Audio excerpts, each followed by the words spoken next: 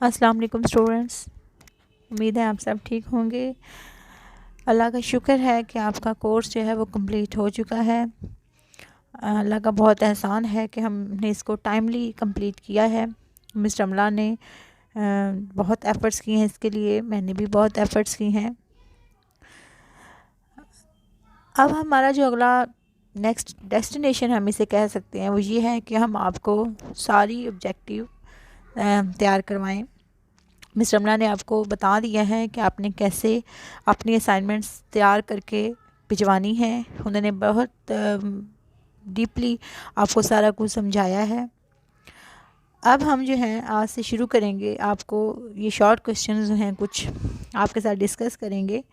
یہ کچھ ہیں، تب تک جتنے بھی ہم سے ہو گئے، باقی آپ خود بنا لیں، ورنہ ہم اپنا کام تو ظاہر ہم نے آپ کو پڑھانا ہی ہے، وہ ہم آپ کو پڑھاتے رہیں گے، ہم آپ کو سمجھاتے رہیں گے۔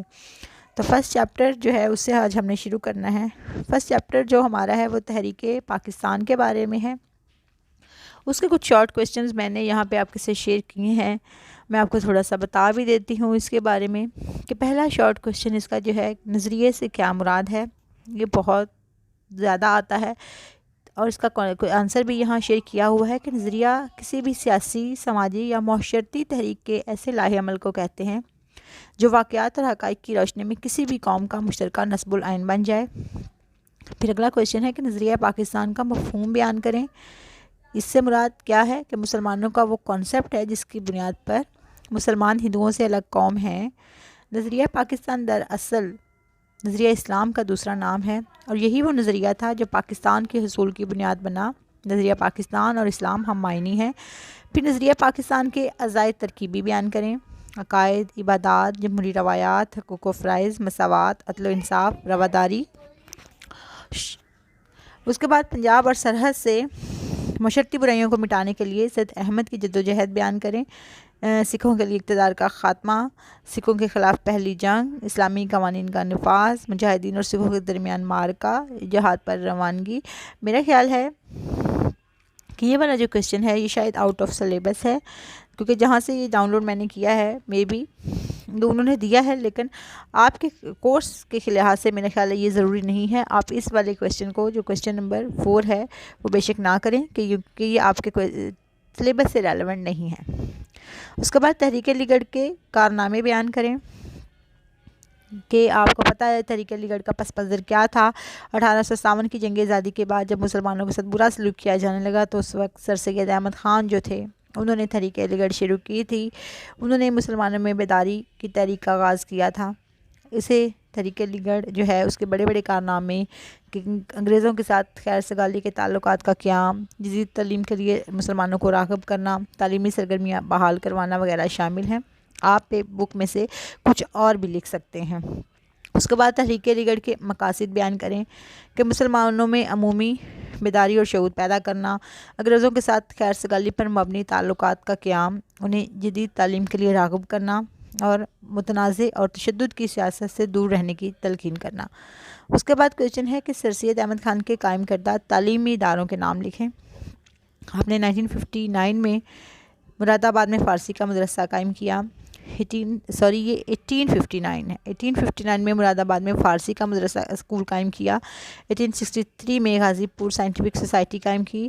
1875 علی گڑھ میں ایم اے اسکول کی بنیاد رکھی۔ 1877 میں کالج اور ان کی وفات کے بعد 1920 میں اس کو یونیورسٹی کا درجہ ملا۔ علی گڑھ میں محمدن ایجوکیشنل کانفرنس کی بنیاد رکھی جس کے اجلاس پورے برصغیر میں کروائے گئے۔ اس کے علاوہ اور جو تعلیمی ادارے ہیں، جو باقی ادارے ہیں جو کہ سر سید احمد خان نے تحریک علی گڑھ کے بینر تلے قائم کیے تھے، آپ وہ بھی اس پہ لکھ سکتے ہیں۔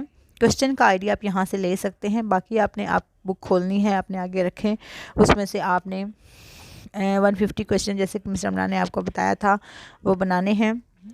اب جو تحریک علی گڑھ کے مقاصد ہیں، اگر آپ کو یہ لگے کہ وہ یہ ورڈنگ آپ کو ٹف لگ رہی ہے یا آپ کو نئے سرے سے یاد کرنا پڑ رہی ہے تو آپ صرف کویشچنز کا آئیڈیا یہاں سے لیں، جواب آپ سارے اپنی بک سے کریں جو آپ کے پاس ہے، جو آپ نے پڑھی ہے، اس میں سے آپ نشان لگا لیں کہ آپ نے کس کویشچن کا کیا آنسر لکھنا ہے اور پھر آپ اس کو ویسے ہی پریپیئر کر لیں، لکھیں بھی آپ اس کو اور آپ اس کو یاد بھی کریں گے۔ ان کویشچنز کے بعد ہم آتے ہیں نیکسٹ کویشچنز کی طرف کہ اگلا ہمارا کوشچن کیا ہو سکتا ہے. تحریک خلافت کے کیا مقاصد تھے؟ آپ نے وہاں پہ تحریک خلافت پڑھی ہے کہ ترکی کی خلافت قائم رکھی جائے، مسلمانوں کے مقدس مقامات ترکوں کی حفاظت میں رہیں اور ترکوں کی سلطنت کو حدود ہی رہنے دیں جو جنگ سے پہلے تھیں. یہ تحریک خلافت کے مقاصد ہیں. 3 مقاصد ہیں. یہ آپ کے بک میں بھی بڑے اچھے سے لکھے ہوئے ہیں تینوں، آپ وہاں سے بھی ان کو ایز اٹ از لکھ سکتے ہیں. اس کے بعد تحریک عدم تعاون کے بارے میں آپ کیا جانتے ہیں کہ تحریک خلافت کے دوران اپنے مقاصد کے حصول کے لیے 1920 میں مسٹر گاندھی کے مشورے سے تحریک عدم تعاون چلائی گئی. اس کے نکات مندرجہ ذیل تھے: حکومت کے ساتھ عدم تعاون، سرکاری ملازمتوں کو ترک کرنا، فوج میں مسلمانوں کا بھرتی نہ ہونا، انگریزی مصنوعات کا بائیکاٹ، عدالتی بائیکاٹ، بچوں کو اسکولوں اور کالجوں میں نہ بھیجنا. اس کے بعد اگلا کوشچن، کرپس مشن کیا ہے؟ اس سر اسٹیفرڈ کرپس کی زیر نگرانی 1942 میں آیا تھا اور اس وقت جو ہے جنگ عظیم دوم جاری تھی، تو یہ وہاں سے ہندوستانیوں سے مدد لینا چاہتا تھا جنگ عظیم کے لیے. اس کے بعد اس کی تجاویز کیا تھیں کہ برصغیر کو ڈومین کا درجہ دیا جائے، دفاع، خارجہ، مواصلات وغیرہ تمام شعبے ہندوستانیوں کے سپورٹ کیے جائیں، آئین سازی کے لیے ایک مرکزی اسمبلی منتخب کی جائے جس کے لیے چناؤ کا اختیار صوبائی قانون ساز اسمبلیوں کے پاس ہوگا، اقلیتوں کے حقوق کے تحفظ کے لیے مناسب اقدامات اٹھائے جائیں گے، آئین مکمل ہو جائے تو اسے ہر صوبے کی توسیع کے لیے بھیجا جائے گا، جو صوبے آئین کو پسند نہیں کریں گے ان کے پاس یہ اختیار ہوگا کہ وہ مرکز سے علیحدہ ہو کر اپنی آزاد حیثیت میں کام کر لیں.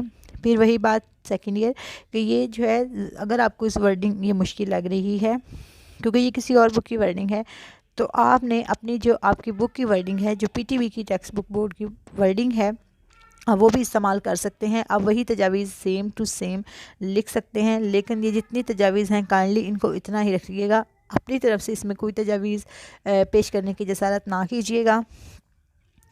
اس کے بعد جو ہے کرپس مشن کی تجاویز ہیں، یہ آپ کو کوشچن جو ہے یہ شارٹ کوشچن میں بھی آ سکتا ہے، اور کرپس مشن والا جو کوشچن ہے یہ آپ کو لانگ کوشچن میں بھی آ سکتا ہے، تو اس لیے اس کوشچن کو آپ نے بہت احتیاط سے کرنا ہے اور بڑا اچھے سے کرنا ہے، اس میں آپ نے کوئی بھی مسکنسیپشن نہیں کریٹ کرنی.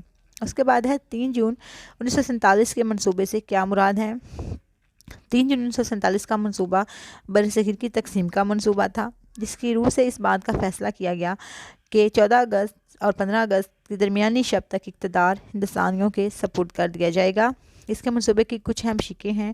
یہ بھی پوچھا جا سکتا ہے کہ منصوبے سے کیا مراد ہے. یہ بھی پوچھا جاتا ہے کہ اس کی اہم شقیں کون کون سی تھیں. کہ پنجاب اور بنگال کے اسمبلیوں کی ہندو اور مسلم اراکین کے الگ الگ اجلاس ہوں گے، اور یہ بھی فیصلہ کیا گیا کہ دونوں صوبوں کو پاکستان اور ہندوستان میں تقسیم کر دیا جائے گا، جس کے لیے ایک حد بندی کمیشن مقرر ہوگا. ریڈ کلیف ایوارڈ جو ہے وہ اسی کو کہتے ہیں. اس کے بعد پنجاب اور بنگال سندھ اسمبلی کثرت رائے سے صوبے کے مستقبل کا فیصلہ کرے گی. صوبہ سرحد اور سہلٹ آسام کے عوام جو ہیں وہ پاکستان یا بھارت میں شمولیت کا فیصلہ ریفرینڈم کے ذریعے کریں گے. بلوچستان کا فیصلہ شاہی جرگہ کرے گا، اور صوبہ سرحد میں بھی ریفرینڈم کروایا جائے گا. یہ اس کے منصوبے کے اہم نکات ہیں. پیپر میں بھی آپ کی بک میں بھی یہی ایسے ہی لکھے ہوئے ہیں، آپ وہاں سے لکھیں یا یہاں سے لکھیں، اٹس اپ ٹو یو.